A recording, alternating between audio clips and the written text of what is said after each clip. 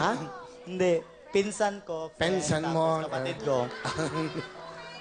Ano, bigyan mo ang mic. Bigyan mo ang mic. Ano, no? Pupunta po kami ng Kuwait, mag-abroad. Flight ko po sa Saturday, tapos sa kanya Wednesday po. Ay. Galing Davao po kami. Sa PhilQ agency po kami. Nakatira sa accommodation po namin. Papagalitan po kami ni Sir Ariel dahil pumunta po kami dito. Hindi pagalitan mo rin. I love you po. Aalis ka na. Opo. Talaga? Buti na. Okay, tamo, buti nakausap kita. Talaga? Anong gagawin trabaho mo doon? DH po. Anong DH? Domestic helper po. DH? Opo. Oh, ikaw din. Opo. Ha?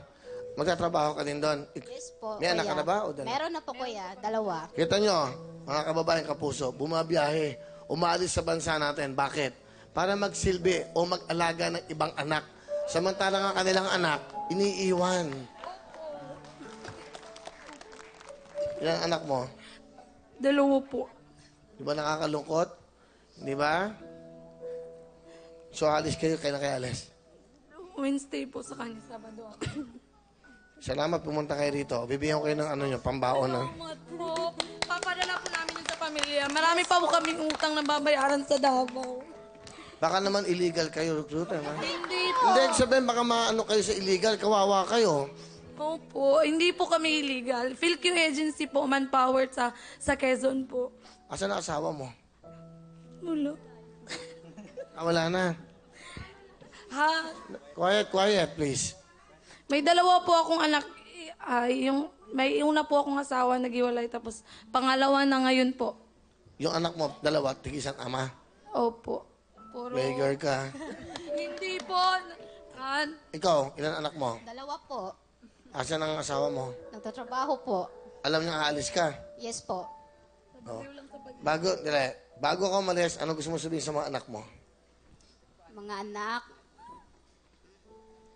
na-miss ko na kayo. Sana hindi po kayo magpapasaway ng inyong ng inyong ng inyong amahan inyong amahan din sa akong ugangan o sa inyong lola. Kaya kabalo baya mo tiguwang na inyong lola, sakito na.